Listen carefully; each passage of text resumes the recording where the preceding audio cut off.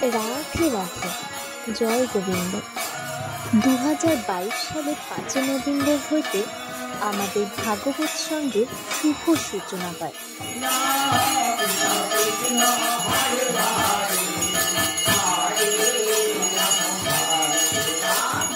এখানে প্রত্যেক সন্ধ্যা 7টা হইতে ধর্মীয় গান বাজনা ও ভাগবত পাঠ এবং পূজা আরতি অনুষ্ঠিত হয়। এছাড়া প্রত্যেক পূর্ণিমার মধ্যাহ্নে মহাপ্রভুর ভোগ হয়। এই সহিত অনুষ্ঠানে সকল সনাতন ধর্মের ভক্তবৃন্দদের আমাদের ভাগবত সঙ্গে আসার জন্য আমন্ত্রণ রইল। আমাদের ঠিকানা 27 নম্বর ওয়ার্ড, দেবীনগর, রায়গঞ্জ, উত্তর দিনাজপুর। রাধে রাধে।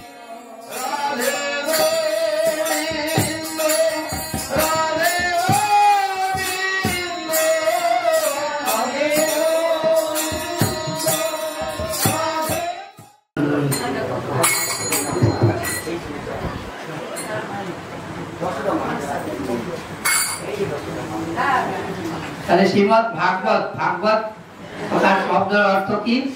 শ্রীমতে বোঝাচ্ছে হচ্ছে শ্রীতে তো রাধারানী, মত হচ্ছে ভগবান, আর ভতে হচ্ছে ভক্তি, গতে হচ্ছে জ্ঞান, গতে বৈরাগ্য, আর ত্যাগের তত হচ্ছে ত্যাগ। আজ আমাদের প্রথমে কি হলো? কৃষ্ণ রাধা কৃষ্ণের চরণে ভক্তি হলে তবে জ্ঞান হবে। হ্যাঁ, জ্ঞানের পরে আমাদের বৈরাগ্য আসবে, বৈরাগ্যের পরে ত্যাগ হবে, ত্যাগ হলে আমাদের মোক্ষ লাভ হবে। তাহলে ভাগবত তো একদিনেরও হয়, এক মাসেরও হয়, এক সপ্তাহেরও হয়, 3 দিনেরও হয়। প্রধানত যেটা মোক্ষ লাভের জন্য আমরা যেটা ভাগবত করে থাকি সেটা 1 সপ্তাহ, 7 দিন। সেটা যেমন পরীক্ষিত যখন এসে তক্ষক ধ্বংসের জন্য অভিশপ্ত হয়েছিল, তখন সুখদেব মহারাজ 7 দিন গঙ্গা তীরে এই ভাগবত পাঠ শুরু করেছিলেন তখন থেকে।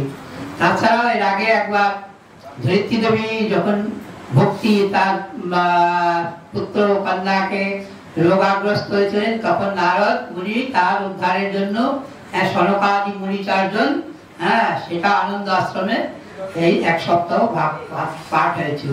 তাছাড়াও আর দেখা যায় ধুন্ধকারী মুক্তির জন্য গোকর্ণ 1 সপ্তাহ এই ভাগবত পাঠ করেছিলেন তার মুক্তির জন্য। গয়াতেও তার পিণ্ডদানেও তার উদ্ধার হয়নি, তারপরে 1 সপ্তাহ ভাগবত পাঠে তার উদ্ধার হয়েছিল। তাহলে এই ভাগবতে হচ্ছে আমরা 12টা স্কন্ধ আর 335টা অধ্যায়। তাতে মধ্যে ভক্তমাল মানে ভক্তদের কথাই হচ্ছে বেশি, 1 থেকে 9ম অধ্যায় পর্যন্ত, স্কন্ধ পর্যন্ত ভক্তদের কথাই ভগবান লিখেছেন, ভক্তকে প্রথমে লিখেছেন, তারপরে 10ম একাদশ এই দুটো, তারপর 12টা অতটা নাই, কেবল বয়ান নিয়ে আছে, তাহলে 12টা। এই 3টা হচ্ছে ভগবানের কথা, লীলা। তাহলে আমরা এবার যাই ভাগবতে।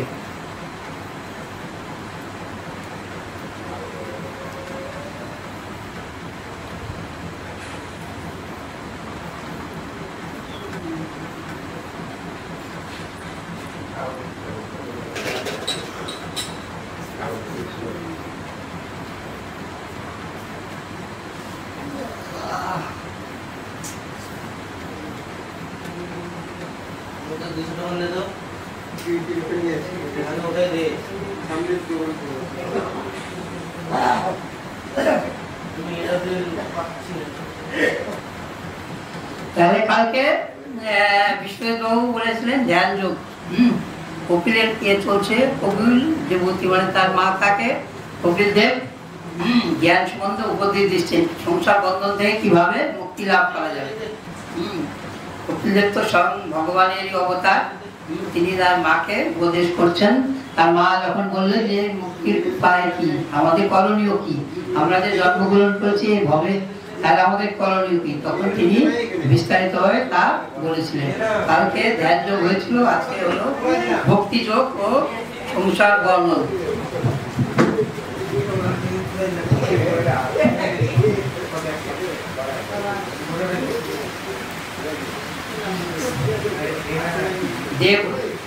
দেবভূতি বলের পুত্র কর অবদান, ভক্তির লক্ষণ কহ হয়ে যত্নবান, জীবের সংসার প্রতি বল আমারে, মুমুক্ষু মানব যাহে পারে তরিবারে। তাহলে দেবভূতি মানে কপিলের মা বলছেন ভক্তির লক্ষণ আমাকে বলো, জীবের সাথে সংসার মুক্ত হয়, মুমুক্ষু মানব যেমন ভগবতরী যেন পার হতে পারে। যার ভয়ে পূজা সব পুণ্যকর্ম করে, কালের লক্ষণ বলো আমার গোচরে। তাহলে যার ভয়ে মানে কাল হচ্ছে মরণ, সেই ভয়েই আমরা সব পুণ্য কিছু কাজ করে থাকি। কালের লক্ষণ বলো আমার গোচরে। অজ্ঞতা কারণে যারা আসক্ত সংসারে, অভিভূত তুমি তার দুঃখ দূরিবারে। শুনিয়া জননীর বাক্য কপিল সুমতি, প্রশংসা করেন তার কৃত হন মতি। তাহলে কপিল তার মাকে বললো যে তুমি সুন্দর প্রশ্ন করেছো, যার জন্য এই প্রশ্নের উত্তরে তুমি তো পাবে, তাছাড়াও জগৎবাসীও জানতে পারবে মুক্তির পথ। ধীরে ধীরে ভক্তিযোগ কহে অর্থপর, দেবতী পাইলেন প্রশ্নের উত্তর। ভক্তিযোগ হয় মা তো অনেক প্রকার, বিশেষ বিশেষ মার্গে প্রকাশ তাহার। হিংসা দম্ভ ঘরে ভক্তি করে যেই জন, সে ভক্তি তার তামস শক্তি হয় অনুক্ষণ। এই হিংসা করেও আবার ভক্তি হয়, দম্ভ করেও ভক্তি করায়। যেমন আমরা অনেকে আজকাল যে পূজা বগেরা অহংকারে মানে মত্ত হয়ে আমরা পূজা করি, তাতে কঠিন পশু বলির পর্যন্ত দেই, দম্ভ, এই যে এগুলো হচ্ছে তামস। এই পূজার কোনো ফল লাভ হয় না। ঐশ্বর্য কামনা করি ভক্তি যেই করে, সেই ভক্তি রাজস ভক্তি জানিও অন্তরে।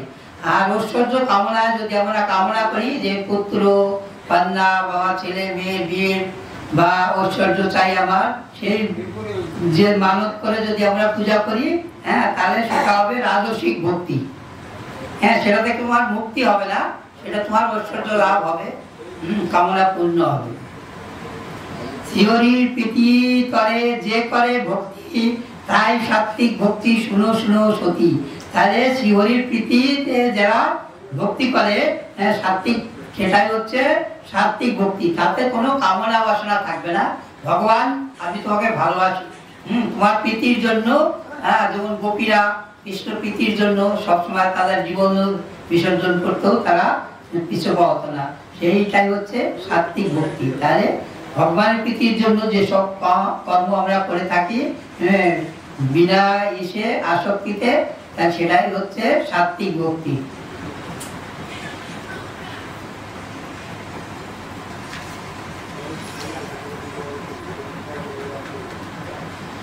নির্গুণ ভক্তি কামী হয় যেই জন, মুক্তি করে লালায়িত নহে তার মন।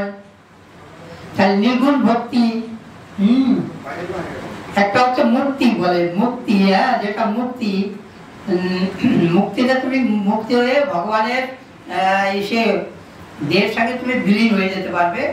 কিন্তু বৈষ্ণবরা সেই মুক্তি, সেরকম মুক্তি চায় না। তারা চায় ভগবানের সেবা অর্চনা যাতে আমরা করতে পারি, সেটাই কামনা করে। তাহলে নিগুণ ভক্তি কামী হয় যেই জন, মুক্তি করে লালায়িত নহে তার মন। নির্গুণ ভক্তি যারা করে তারা মুক্তির জন্য লালায়িত হয় না। কিছু নাই কাম্য তার সংসার মাঝার, কেবল আমার সেবা করে সেই সার। মানে সে শুধু, ভগবান নিজে বলছেন যে সে শুধু আমারই সেবা করে, সে কিছুই চায় না। এই ভক্তি যোগে জীব পায় পরিত্রাণ, এই ভক্তিতেই সে পরিত্রাণ পায়। ব্রহ্মপদ লাভ করে সেই মহাপ্রাণ, মানে সে আমাকে লাভ করে। নিত্য নিত্য যেই করে ধর্ম অনুষ্ঠান, নিষ্কাম হইয়া করে পূজার বিধান। প্রতিমা দর্শন করে স্পর্শন পূজন, নিত্য নিত্য যেই করে স্তবন বন্দন। সর্বভূতে যেই ভাবে অস্তিত্ব আমার, ধৈর্য বৈরাগ্যশালী হয় চিত্ত তার। তাহলে কি বলছেন, নিত্য যে আমার পূজা অর্চনা করে, অনুষ্ঠান করে নিষ্কাম ভাবে, প্রতিমা স্পর্শন করে, পূজন করে, নিত্য নিত্য যেই স্তবন ভগবান স্তব করে, স্তব স্তুতি করবে। এবং সর্বভূতে যে আমি অস্তিত্ব আমার, মানে সর্বভূতে তো ভগবান আছে, সবার মধ্যেই ভগবান আত্মারূপে বিরাজমান। ধৈর্য বৈরাগ্যশালী হয় তার চিত্ত, ধৈর্য এবং বৈরাগ্য মানে বৈরাগ্যতা, তার কোনো কিছুর প্রতি আসক্তি থাকবে না। সাধু সম্মান করে, দয়া করে দিনে, সে সাধুকে সম্মান করে, মানে বৈষ্ণব বা সাধুদের সে দয়া করে, তাদের মানে দয়ার চোখে দেখে, এবং দিনে মানে যারা দরিদ্র, হ্যাঁ, তাদেরকে দয়া করে। ইন্দ্রিয় দমন যেই করে প্রতিদিন, এবং যেই ইন্দ্রিয়, এই আমাদের যে ইন্দ্রিয় আছে, পঞ্চ ইন্দ্রিয় আর পঞ্চ জ্ঞানেন্দ্রিয়, পঞ্চ কর্মেন্দ্রিয়, এই যে ইন্দ্রিয় যে দমন করে প্রতিদিনে, মোর নাম গান করে, সাধু সঙ্গ করে, সদা দিন ভাব যেই দেখায় অন্তরে, সেই জন ভাগ্যবান, ভুলি নাই তাই। তাহলে ভগবান নিজে বলছেন যে তাহলে আমি তাকে ভুলি না, সেই হচ্ছে ভাগ্যবান। অনায়াসে পায় সেই চরণ আমার, তাহলে সে অনায়াসে আমার চরণ লাভ করতে পারে। ভক্তি যোগ যুক্তি চিত্ত রহে অবিকারে, অক্লেশে লোভিয়া থাকে পরম আত্মারে, পুষ্প হতে গন্ধলতা বায়ু ভরে যায়, যোগ রূঢ় ব্যক্তি মরে সেইভাবে পায়। তাহলে পুষ্প হতে যেমন গন্ধ বায়ুতে যেমন মিশে যায়, সেই যোগারূঢ় মানে যোগী জন ব্যক্তি মরে সেইভাবে তারাও সেই ভগবানকে সেইভাবেই পায়। সর্বভূতে আত্মারূপে আমি বর্তমান, সবার ঈশ্বর আমি, সবার নিদান, মানে সবার ঈশ্বর আমি, সবার মধ্যে আত্মারূপে আমি বিরাজমান। প্রাণী নিন্দা করে যেই, প্রভু তার প্রতি অর্চিত হলেও আমি নই লোভী প্রীতি। তাহলে যারা প্রাণী হিংসা করে, তাহলে প্রাণীদের অবজ্ঞা করে, তাহলে যারা প্রাণীদের মাংস খায় বলে আমি তাদেরকে প্রীতি ভালোবাসি না। ব্রহ্মা আর পুতে যার পৃথক দর্শন, আমারে সে দেশ করে বিদ্বেষ ভাজন। তাহলে ব্রহ্মা এবং ভূত, মানে ভূত বলতে আমাদের বোঝায় মানব, মানে জীব জন্তু বলতে ভূত বোঝায়। তারা পৃথক করে দেখে, তারা পৃথক করে দেখে, হ্যাঁ, তাহলে তাদেরকে দেশ করে বিদ্বেষ, আমার যে দেশ করে বিদ্বেষ ভাজন, সেই জন মূঢ়তা বসে নাহি ভজে মরে, মানে তারা ভগবানকে ভয়ে ভজে না, মানে তারা ভগবানের পূজা করে না। মূঢ় বলতে এখানে মন্দ বুদ্ধি, মানে যাদের অল্প বুদ্ধি, সে কথাই বলা হচ্ছে। শান্তি পায় প্রভু সেজন অন্তরে, যতদিন জীব মরে না বুঝিতে পারে, তাহলে সেই জীব কখনো শান্তি পায় না, যে যতদিন সে আমাকে বুঝতে না পারে। ততদিন জীব যেন খুঁজে প্রতি মারে, অচেতন বস্তু হতে শ্রেষ্ঠ সচেতন, সচেতন হচ্ছে শ্রেষ্ঠ প্রাণধারী জন। ততদিন জীব যেন খুঁজে প্রতি মারে, তাহলে সেই পূজাকে প্রতিমা পূজা বলা হয়, মানে ভগবানের পূজা বলা হয় না, করতে হয় তাই করছি। হ্যাঁ, অচেতন বস্তু হতে শ্রেষ্ঠ সচেতন, হ্যাঁ, সচেতন হলে শ্রেষ্ঠ প্রাণধারী জন। তাহলে ভগবানকে যদি আমরা সাক্ষাৎ ভাবি যে ভগবান স্বয়ং আছে এখানে, হ্যাঁ, সেইভাবে পূজা করি, তাহলে সেটা হচ্ছে শ্রেষ্ঠ পূজা। এবং ভগবান রূপে সাধু বা বৈষ্ণবদের পূজা করলেও ভগবান তাকে তুষ্ট হন।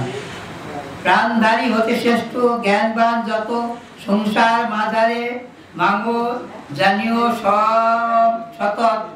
জ্ঞানবান হতে শ্রেষ্ঠ আদব সকল, তা হতে শ্রেষ্ঠ হয় যত মৎস্য দল, মৎস্য হতে শ্রেষ্ঠ হয় প্রত্যেক ভ্রমণ, ভ্রমণ হতে শ্রেষ্ঠ সর্প নিরন্তর। মানে বলছে কে, মানে একে একে বলে যাচ্ছে, প্রাণী হতে শ্রেষ্ঠ জ্ঞানবান, প্রাণীদের মধ্যে যার জ্ঞান আছে সেই শ্রেষ্ঠ।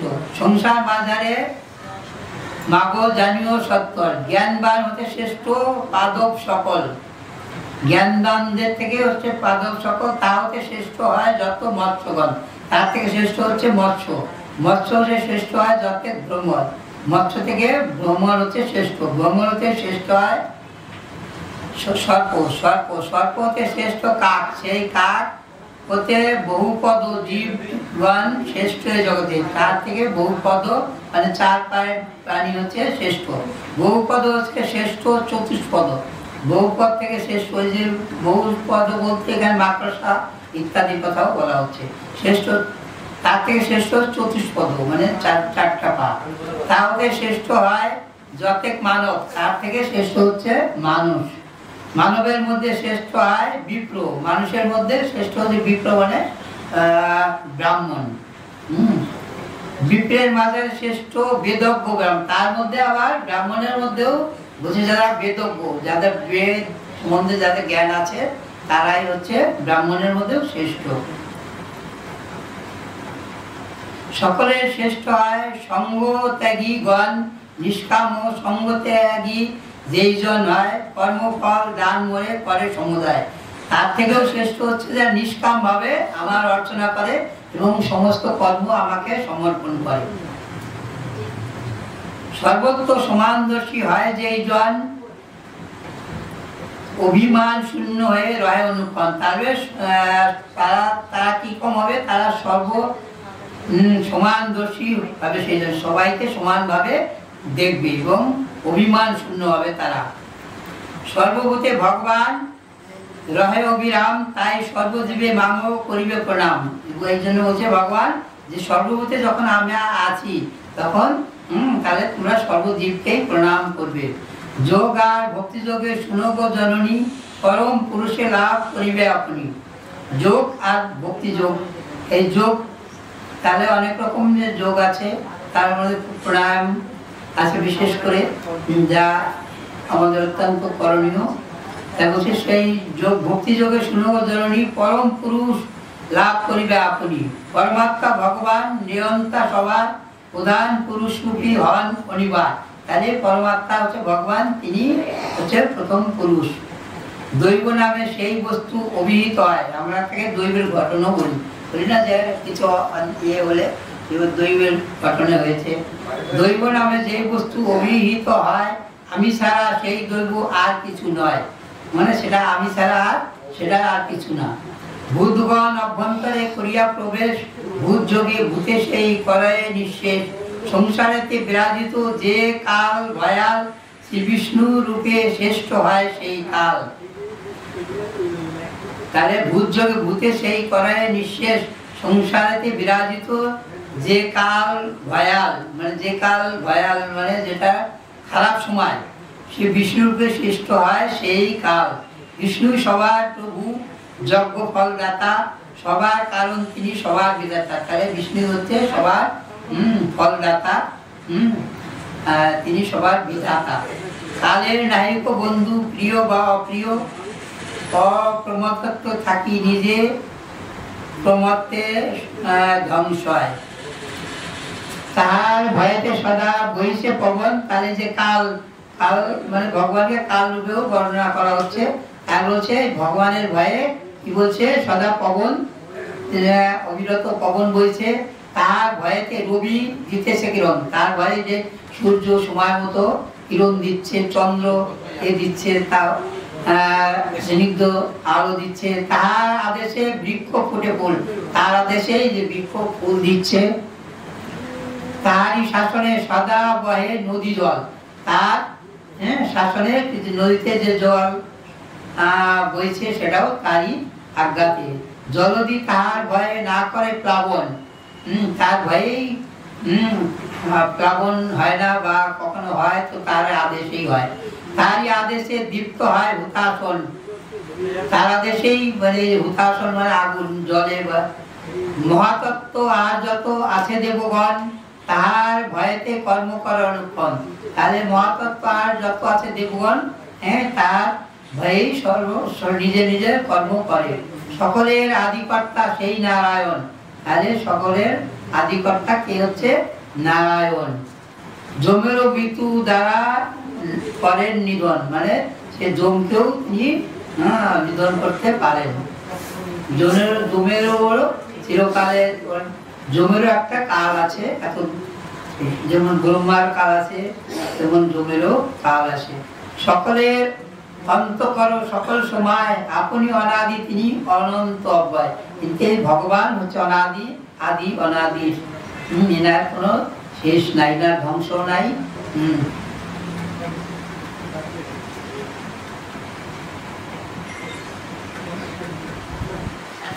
তাহলে একটু করি, এখানে এখানে বিশ্রাম থাক আজকে।